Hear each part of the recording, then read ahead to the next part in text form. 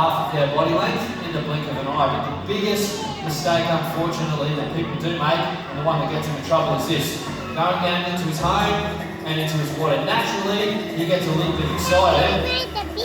Now he's all worked up. He's all yours, mate. Cheers, mate. Help me.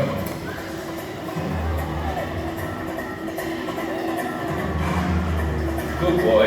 Give it up for him, guys. Now, when Monty really needs it, you go from the tip of his nose to the base of his tail, in the blink of an eye, basically.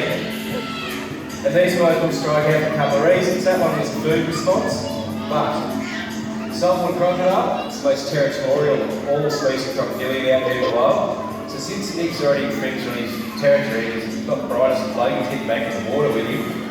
Mate, how about you run across the creek there and go and feed him on the other side? Yeah, awesome. Just in front of him. Come on, guys, give it up for me. Righto. Now, we'll see how we go over here. There's not a lot of space, which always makes you a little bit nervous. There we go. So there's that strike. You can see he can explode out. I was looking at my head.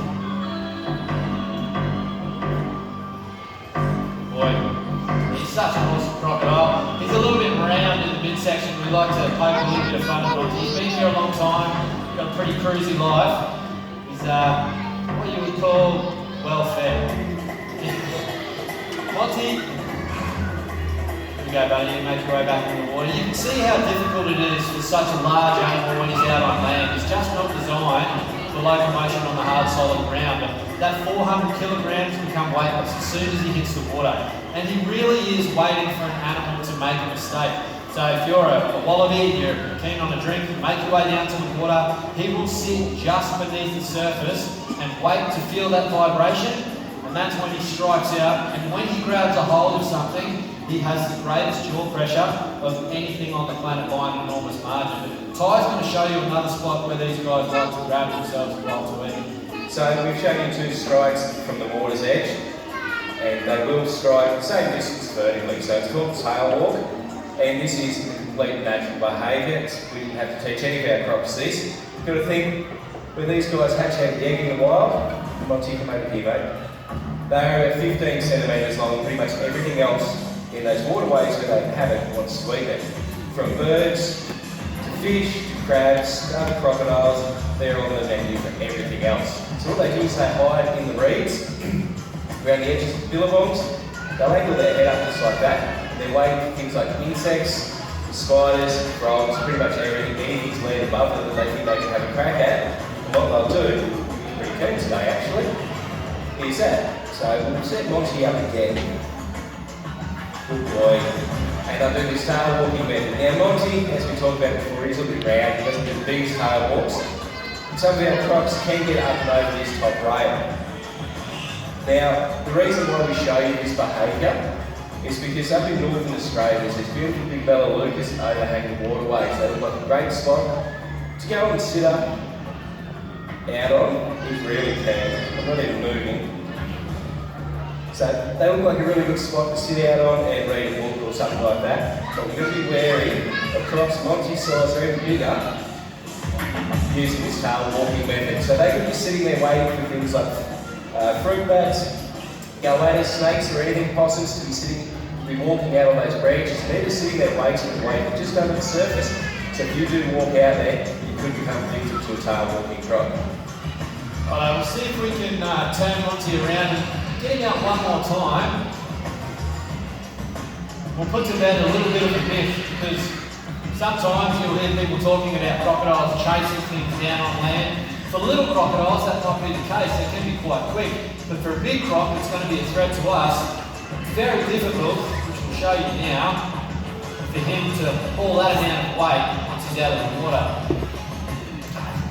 So that's his strike. You can see there half of his body length. He gets out. Now he's out on solid ground.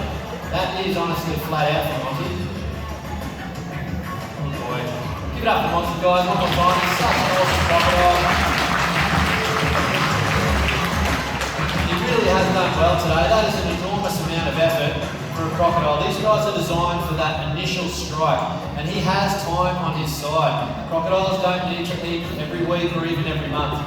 A crocodile his size could go without a bite to eat for up to 6 months and still be capable of striking at that amount of speed and with that amount of force every day of the week. It's absolutely incredible. No wonder they've survived the test of time. But you can see once he's out here on hard solid ground, he's just not designed for chasing things down at that size and weight.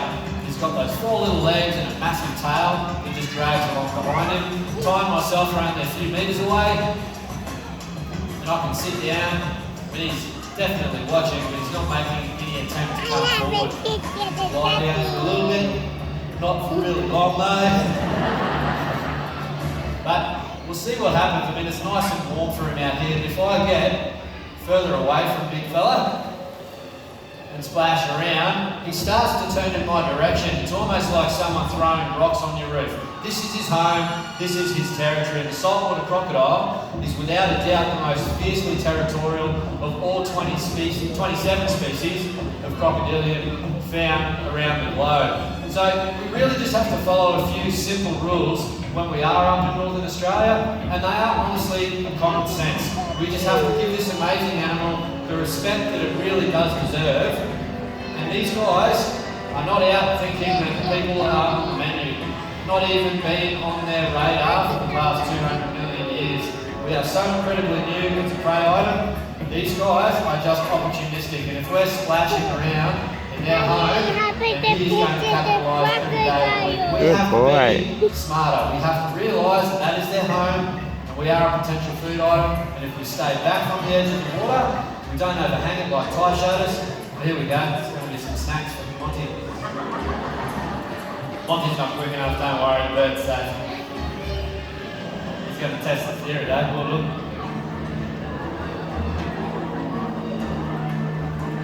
Sorry, this is going to be awesome. I'm just way too smart for that. Pretty cool to see though, a bit of natural behaviour. Even though he's a captive animal, he's very well aware of what's potentially food. So, in short, staying safe in croc territory, just stay away from the water and you will not have any conflict with one of these amazing animals. Now, on that note, conflict is something that is very familiar to crocodiles out in the wild, particularly here in Australia. Up until 1974, it was open slather for crocodiles and they were almost hunted to extinction. Only 5% of their population remained here, and then they were protected, and slowly but surely we started to see their numbers recover. We're still in a recovery stage, and our research that we've been heavily involved in, particularly here in Queensland, shows that they are not out of the woods. But when human conflict with crocodiles, everybody hears about it, and it's not only an absolute tragedy for the people involved, but the crocodiles in turn also suffer. Now, here in Australia, politicians, they like to make a loud noise, and unfortunately they make some pretty silly decisions.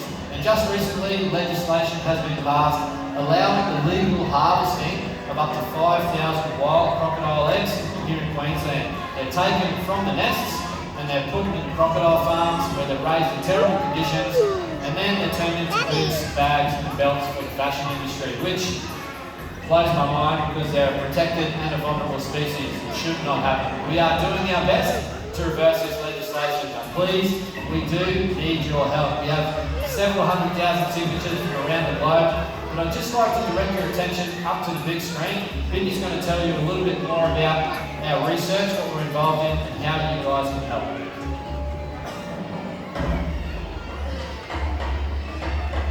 Australia Zoo and its partners have conducted the longest and most comprehensive study on crocs. The harvesting of crocodile eggs is a catastrophe for crocs.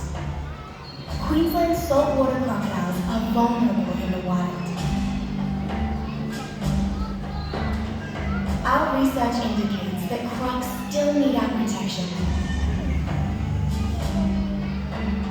The removal of protection laws for crocodiles will destroy future generations.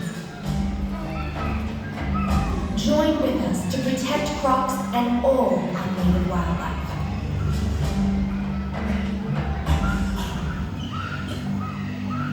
So guys, go to the Australia Zoo website, click on the link, sign a petition to help us overturn this legislation.